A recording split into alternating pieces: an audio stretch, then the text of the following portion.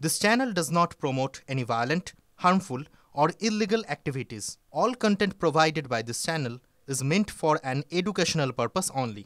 এবার বিস্তারিত খবরে আসবো। আপনারা জানেন মর্নিং সুপার প্রাইম টাইমে সকাল ৮টা মানেই আর্ট রিপোর্টার এক্সক্লুসিভ। আমরা যে খবরের দিকে নজর রাখবো, দেখুন আজ দোল। আজ এই দোলের রঙের সঙ্গে কোথাও যেন মিশে যাচ্ছে রাজনীতির রং, কারণ সামনেই গণতন্ত্রের সর্বশ্রেষ্ঠ উৎসব। আসুন নজর রাখা যাক সেদিকে।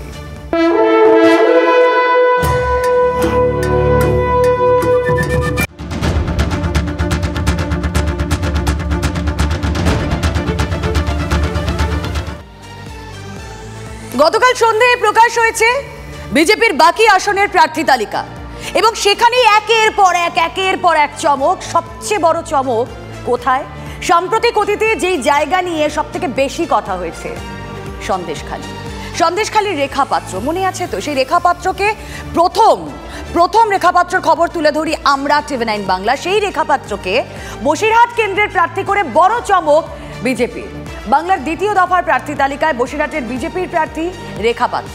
বসিরহাট আসনে বিজেপি টিকিট দিল সন্দেশখালীর গৃহবধূকে।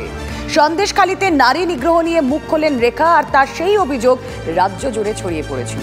শুনি আগে তার বক্তব্য। রাতে ঘুম তো চিন্তায় তো হয়নি, স্বাভাবিক, বুঝতেই পারছেন। আর একটা সাধারণ ঘরের বউ আমি, আর খুবই মধ্যবিত্ত বাড়ির। আমার তো ভেতরে একটা ভয় চিন্তা একটা কাজ করছে, কিন্তু আস্তে আস্তে হয়তো কাটিয়ে উঠবো। সবাই আমার মা বোনেদের আশীর্বাদ আমার সাথে আছে। ওনারা সারা রাত ধরে আমাকে ফোন করছে, সহযোগিতা করছে, সাহায্য করছে।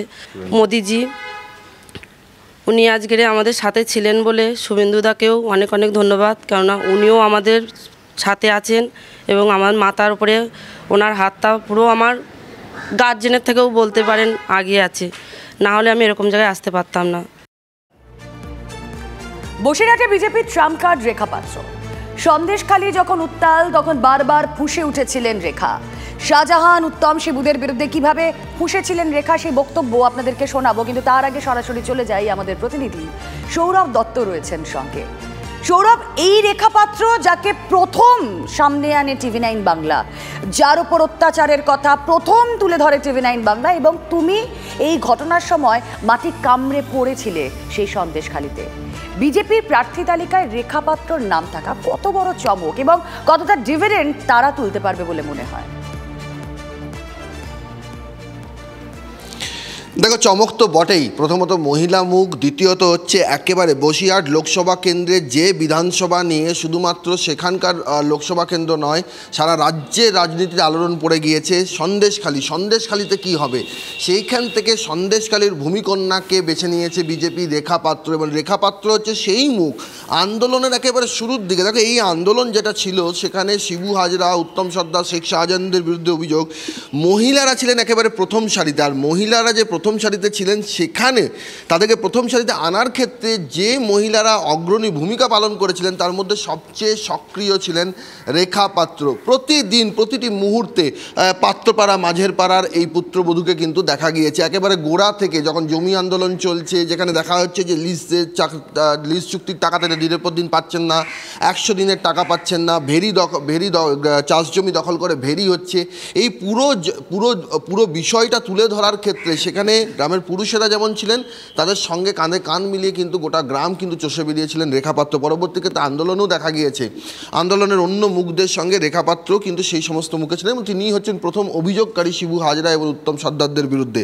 ফলে স্বাভাবিকভাবেই রেখা পাত্র কিন্তু এক লড়াকু মেজাজ, এবং সেটা কিন্তু রয়েইছে।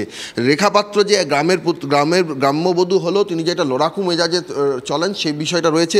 পাশাপাশি বসিরহাট লোকসভা কেন্দ্রের ক্ষেত্রে যেহেতু সর্বস্তরের মানুষেরা সেখানে রয়েছেন, সেখানে সংখ্যালঘু মানুষ যেমন রয়েছেন, তফসিলি জাতি উপজাতি রয়েছে, ফলে সেই সমস্ত ক্ষেত্রে গ্রামের মেয়ে তাদের একেবারে গ্রামের ক্ষেত্রে, এর ক্ষেত্রে সেখানে নুসরাত জাহান ছিলেন, তিনি অভিনেতা ছিলেন, তিনি বাইরে থেকে এসেছিলেন, কিন্তু রেখা পাত্র কিন্তু একেবারেই তাদের ঘরের মেয়ে। ফলে সেই দিক থেকে রেখা পাত্র কিন্তু অ্যাডভান্টেজ পেতে পারেন বলেই বিজেপি মনে করছে।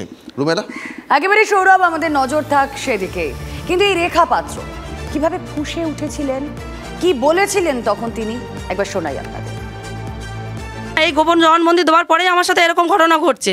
কেন করছে? পুলিশ প্রশাসন এত গাঠে থাকার পরেও পুলিশ পোশাক পরে কেন বাড়িতে এরকম দুষ্কৃতীরা ঢুকছে, এরকম অত্যাচার করছে? কালকে তো আমি বাড়ি থাকলে আমার মার্ডার হয়ে যেত, আজকে তো আমার বডিতেও টিভিতে দেখানো হতো। আমার ছোটো একটা বাচ্চা নিয়ে আমি থাকি সবসময় বাড়িতে, আমার স্বামী বাইরে আছে আজ 3-4 মাস, তাহলে আমার সাথে এরকম অত্যাচার হচ্ছে, তাহলে আমি কী করবো এখানে, কী করে থাকবো, কি আমার কে দেবে, আমার সেফটি কে নেবে?